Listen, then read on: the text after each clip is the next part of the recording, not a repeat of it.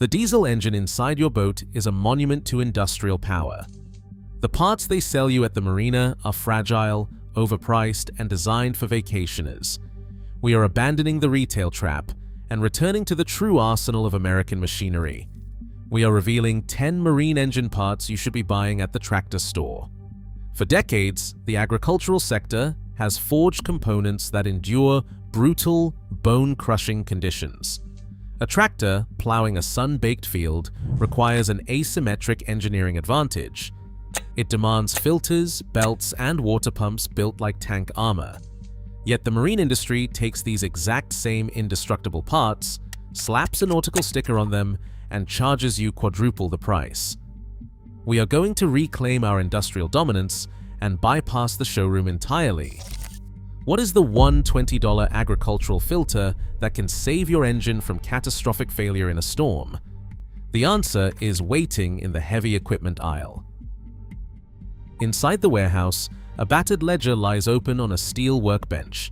Its spine is cracked from years of use, its pages thick with oil stains, and the handwriting of men who keep machines alive. This is not a book of theory. It is the living archive of the industrial backbone. On these pages, Kubota and Yanmar marine engine part numbers are written side by side with the codes for tractors that plow the Midwest and excavators that carve highways through bedrock.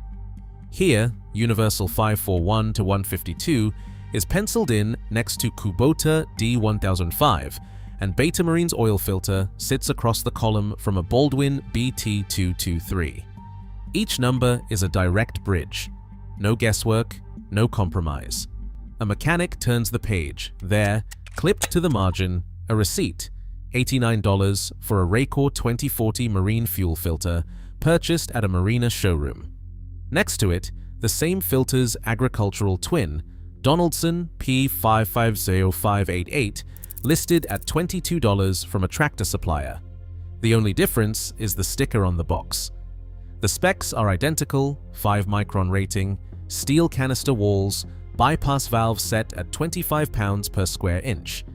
The Donaldson filter is built to defend a tractor's fuel system from the sludge and rust of diesel tanks left out all winter. On a boat, it shrugs off salt spray and vibration with the same indifference. Across the next spread, the ledger reveals a cross-reference for V-belts. Gates 5VX710, a cogged agricultural belt, matches the profile of the so-called marine belt for a Yanmar 3GM. The agricultural belt is rated for 1,800 pounds of tension, designed to drive the threshing drums of a combine for 12-hour shifts. The marine version, repackaged and marked up, is tasked with spinning a single alternator.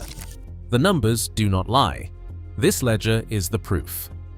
Every page is a challenge to the myth of marine exclusivity. The evidence is not hidden in a back office or locked behind a dealer's counter. It sits in plain sight, waiting for anyone who respects the supremacy of industrial engineering to reclaim their arsenal. The marine engine is not a fragile artifact. It is a tool, forged in the same fires as the machines that harvest the continent. A digital caliper slides across the shell of a so-called marine fuel filter.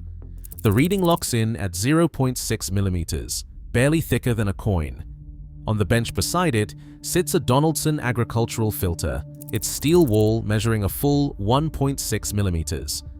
There is no contest here. One is built for a weekend at anchor, the other is forged for a season in the field, battling the vibration of a tractor and the grit of diesel drained from rusted farm tanks. The numbers do not flatter the marina showroom. Published burst pressure for the typical marine filter is 250 pounds per square inch. The Donaldson canister, drawn from the industrial arsenal, is rated for 500 pounds per square inch, twice the resilience, twice the margin for survival when the engine room turns hostile. A chart of micron ratings sits open, and the story is the same. Both filters claim to stop 5-micron particles, but only one is designed to keep a $1 million combine running through a dust storm. The other is sold for yachts that rarely see a hard day's work. A mechanic locks the thin-walled filter into a hydraulic test rig. Pressure climbs. At 260 pounds per square inch. The seam gives way with a dull pop, spraying diesel across the containment shield. The agricultural filter is next. Pressure soars past 400 pounds per square inch, then 500 pounds per square inch. The gauge needle trembles, but the canister holds. Only at 540 pounds per square inch does the steel finally deform, refusing to rupture outright. In this contest, fragility is exposed and banished. A Donaldson engineer's macro shot of Syntec filtration media reveals a lattice of bonded fibers, built to trap the worst the farm can offer. This is not boutique engineering, it is the backbone of industry, fitted now to a marine engine. The installation is simple, thread size matches and the gasket seats perfectly. The upgrade is not a gamble, it is a restoration of mechanical supremacy. Every mechanic who has watched a filter burst at sea knows the price of compromise. The lesson is written in oil stains and lost engines. There is no room for fragile parts where the industrial backbone is required. Only the monolithic survives. A marine engine, stripped of its glossy paint and chrome, reveals its true heritage in the teeth of its driving belt. The so-called marine V-belt, sold at a premium in the chandlery, is a pale imitation of the sinews that power the agricultural heartland. Gates 5VX cogged belts, born for the PTO shafts of combines, and the threshing drums that run 12 hours without rest, are rated for 1,800 pounds of tension at 1,800 revolutions per minute. These numbers are not marketing bravado, they are carved into engineering datasheets and proven on the dyno. A test bench hums as the belt is loaded, the dynamometer's needle climbing past the 1,200 pound mark without complaint. The marine belt, wrapped and marked up, begins to slip and squeal at loads. The agricultural belt shrugs off as routine.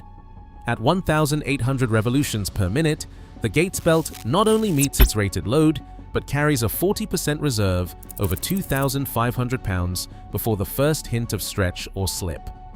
This is the margin that matters when a storm surge hits, when a propeller fouls, or when the alternator demands every ounce of drive. Standard marine belts designed for intermittent alternator duty reveal their limits in the face of continuous, bone-crushing load. Agricultural cogged belts are engineered for shock loads, dust, and heat, conditions that would shred a lesser belt. Their cogs bite into the pulley, dissipating heat and resisting the glazing that spells failure for ordinary V-belts. The result is not just longevity, but mechanical supremacy. In the ledger, the cross-reference is clear. Gates 5VX710 replaces the Marine original on a Yanmar 3GM, delivering industrial-grade strength where it counts. This is not an upgrade, it is a return to form, restoring the Marine engine to the backbone it was built upon. The dyno gauge does not lie, this is the arsenal reclaimed. A steel door swings open onto the back room of a regional parts supplier, no glass cases, no polished displays, just rows of shelving stacked with belts, pulleys, and the ledger's hard numbers. The counterman, sleeves rolled, flips through a catalog thicker than a marine engine service manual. His finger lands on Gates 5VX710, agricultural, cogged, 1,800 pound tension rating at 1,800 RPM, 40% overload reserve. The same belt that powers the threshing drum of a John Deere combine is in stock, ready for pickup. He reads off the cross-reference, Yanmar 3GM, Beta 20, Universal M25, same profile, same pitch, same cog depth. The warehouse has every size from 5VX630 to 5VX120, boxed and barcoded for the next farm season, not a marina markup in sight. He pauses, voice low. You want the real deal. Get the agricultural belt. But measure twice, match pitch, check your pulley width. Don't force a fit, and don't grab a close enough belt off the rack. Cross-reference every part number.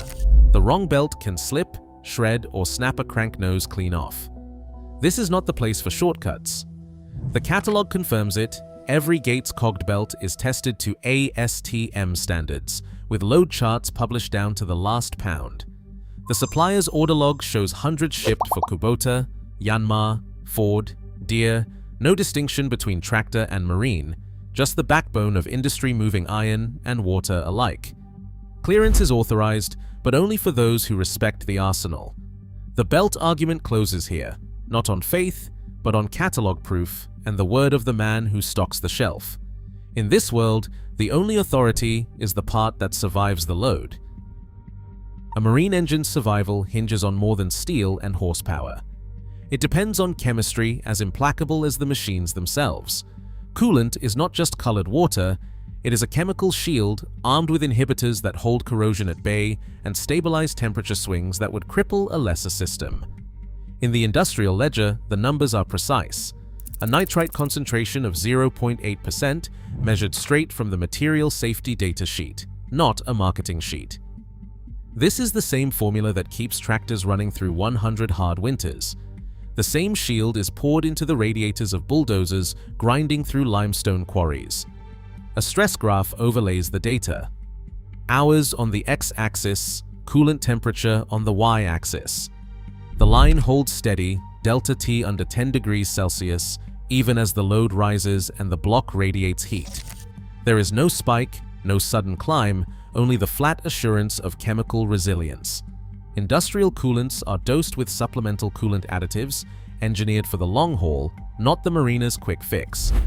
These inhibitors form a monolithic barrier on every surface they touch, sealing out rust and electrolysis, refusing to break down under the lash of cavitation or salt spray. The marine-labeled jug on the chandlery shelf may promise protection, but its specification sheet rarely shows the inhibitor numbers, let alone the hours at temperature. Agricultural coolant, by contrast, is certified for 200 hours at 95 degrees Celsius without a single point of failure. This is not a gamble. It is the chemical backbone of the continent's machinery, repurposed for the sea. When the needle climbs and the engine room closes in, only the proven chemistry survives. The next move is obvious. Rebuild the pump, but only after fortifying the coolant circuit with the arsenal's best. A pump rebuild is not a ritual for the timid. It is the frontline defense against thermal collapse and the difference between a seaworthy engine and a stranded hulk. The Johnson 09128B rebuild kit lands on the bench, no decorative packaging. Just precision parts engineered for the long haul. Laid out in order, impeller, gaskets, O-rings, and the heart of the matter, a silicon carbide mechanical seal rated for 5,000 hours of relentless duty. This is not a boutique upgrade. Silicon carbide is the material chosen for slurry pumps in mining, where sand and grit would grind lesser seals to powder. On a marine engine, it laughs off brackish water and the heat of a closed-loop system. The part number is stamped deep into the carrier, 09128B. No guessing, no cross-your-fingers fitment. The mechanic inspects the seal lip, verifying luster and the absence of pitting. Industrial-grade O-rings, resistant to glycol and diesel, are checked for elasticity. Each component is measured against the ledger, diameter, thickness, and durometer, because in this arsenal, precision is the only law. Installation is methodical. The old impeller is pulled, its vanes brittle and scored from neglect. The shaft is polished, the new seal pressed home with a driver, not a hammer. Every bolt is torqued to spec, every gasket seated on a clean surface. The heavy equipment engineer's warning is clear. Never substitute a hardware store O-ring. Never trust a kit without published specs. The wrong seal will fail without warning, flooding the bilge and turning the engine room into a furnace. Only the industrial kit with silicon carbide and ledger-backed part numbers completes the thermal arsenal. This is not maintenance. This is the preservation of mechanical supremacy. A marine starter is not a luxury. It is the hammer that wakes the engine, the first and final arbiter of whether the arsenal turns over or dies cold. On paper, the marine starter boasts its chrome and blue paint, but beneath the cover, the numbers betray its fragility. The datasheet for a standard marine starter lists a 30-second duty cycle, crank for half a minute, then rest for 5 minutes. That is not the rhythm of a working fleet. That is the limit of a part designed for leisure, not for war. The industrial ledger opens to a different page. Gear reduction starters, pulled from the shelves of tractor suppliers, deliver 18 kilowatts of cranking torque, enough to spin over a 4-cylinder diesel in a frozen field or on a heaving deck. The amperage trace on the oscilloscope tells the story. the heavy-duty starter draws 25% less current for the same job. That is not a marginal gain. It is a relief valve for the entire electrical system. The battery bank breathes easier, the cables run cooler. The solenoid does not weld itself shut after a season of hard starts. Each pulse is measured, each draw recorded, and the numbers do not lie. Fleet managers know the difference. In the yard, a starter that fails is not an inconvenience. It is a machine dead in the water, a harvest lost, a tow job abandoned mid-channel. The heavy equipment engineer's rule is absolute. Install the starter rated for the highest duty, not the lowest bid. The datasheet confirms it. 30 seconds on, 5 minutes off, tested under load, certified to spin at full torque until the engine fires or the battery surrenders. This is not a gamble. It is the cranking supremacy of the industrial arsenal, proven by amperage traces and the word of those who keep the backbone moving. The electrical argument ends here, on the oscilloscope's unwavering line. Mounts are the unsung sentinels of the engine room, absorbing every shudder, every hammer blow from propeller to crankshaft. In the industrial arsenal, a mount is never an afterthought. Its job is simple: transmit force without surrender. The heavy-duty agricultural mount is forged with a cross-section of solid elastomer, durometer measured at 65 to 75 Shaw A, hard enough to bear the weight of a diesel block, yet supple enough to neutralize vibration before it reaches the hull. Each mount is stamped with its maximum shear rating, and the numbers are not open to interpretation. A standard tractor mount is rated for 1,200 pounds of shear, tested to survive the shock loads of a combine header slamming through a gopher mound or a bulldozer blade biting into rock. This is not a theoretical limit. It is the minimum guarantee before deformation, not destruction. Advantage is not just brute strength. The agricultural mount's geometry spreads load across a wide base, distributing stress that would shatter a narrow, underbuilt marine equivalent. Where a marina-sourced mount might rely on a single bolt and a sliver of rubber, the industrial design uses a forged steel plate, a 3-point anchor, and a captive nut. When the engine surges against its restraints, the force is absorbed and diffused, not concentrated on a single failure point. This is how a fleet survives 1,000 hours of chattering PTO shafts and the constant pounding of a steel hull. Material matters. The agricultural mount's elastomer is compounded for diesel, oil, and coolant resistance, engineered to shrug off the leaks and spills that come with real work. The durometer is not guesswork. It is measured at the factory and printed on the spec sheet. When the ledger cross references a Yanmar or universal marine mount, the fitment is precise. Thread pitch, bolt circle, and height all match, and the only difference is the margin for survival. Caution stands in the margin, penned by a mechanic who has seen the aftermath of a failed mount at sea. Never substitute a hardware store block or a generic rubber puck. Only the mount with a published shear rating, a documented durometer, and a proven cross-reference earns a place in the arsenal. This is not a place for compromise. It is the structural backbone of mechanical supremacy, and the final word in vibration control. Every universal or beta marine block is a Kubota tractor heart, built for harvest, not leisure.